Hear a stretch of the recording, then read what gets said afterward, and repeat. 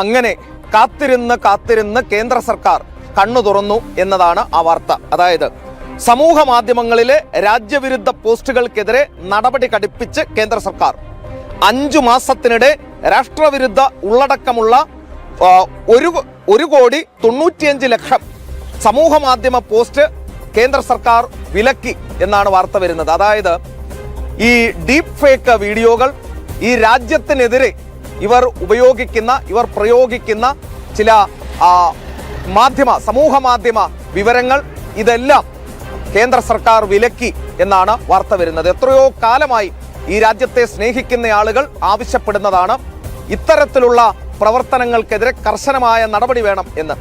ഇതാ ഇപ്പോൾ കേന്ദ്ര സർക്കാർ ഉരുക്കുമുഷ്ടി ഉപയോഗിച്ച് അതിനെ നേരിടുന്നു. വാർത്തയിലേക്ക്. സമൂഹ മാധ്യമങ്ങളിൽ നടക്കുന്ന രാഷ്ട്രവിരുദ്ധ പ്രചാരണങ്ങളിൽ കേന്ദ്ര സർക്കാർ ശക്തമായ നടപടികൾ സ്വീകരിക്കുകയാണ്.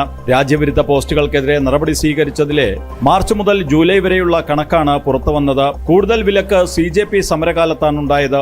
ഏറ്റവും കൂടുതൽ നടപടി ഇൻസ്റ്റാഗ്രാമിലാണ്. നീക്കാൻ നിർദ്ദേശിച്ചത് 1,00,000 പോസ്റ്റുകളാണ്. ഫേസ്ബുക്കിന് 80,000, യൂട്യൂബിന് 15,000 എന്നിങ്ങനെയാണ് കണക്ക്. CJP സമരകാലത്ത് പാകിസ്ഥാൻ കേന്ദ്രീകരിച്ച് സമൂഹ മാധ്യമ പ്രചാരണം ഭാരതത്തിനെതിരെ നടന്നതായി ഡൽഹി പോലീസ് കണ്ടെത്തിയിരുന്നു. നേരത്തെ ഓപ്പറേഷൻ സിന്ദൂറിന്റെ സമയത്തും സമാന പ്രചാരണം സമൂഹ മാധ്യമങ്ങളിൽ നടന്നിരുന്നു. പാകിസ്ഥാൻ കേന്ദ്രീകരിച്ച് ഭാരതത്തിനെതിരെ നടക്കുന്ന നീക്കങ്ങളുടെ ഭാഗമായിട്ടാണ് ഈ സമൂഹ മാധ്യമങ്ങളിലെ പ്രചാരണമെന്ന് അന്വേഷണത്തിൽ വ്യക്തമായിരുന്നു.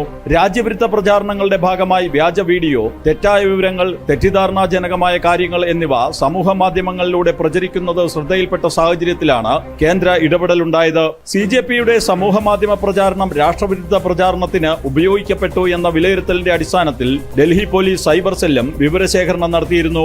ജനം, ഡൽഹി.